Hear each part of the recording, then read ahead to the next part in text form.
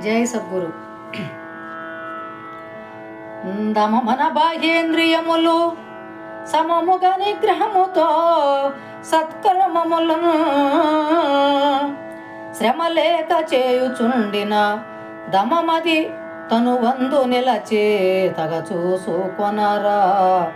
అమలాత్మనిష్ట నమరు కుమారా, అమలాత్మనిష్ట నమరు కుమారా. భ్రమసి తిరిగెదావేళ భ్రష్టు పనులను మాని యమలాత్మ నీవిప్పుడు ఈ రీతి నిలచిన స్వామియకు ఈ ఆత్మరాముని నియమముతో నీ వెరిగితీవా.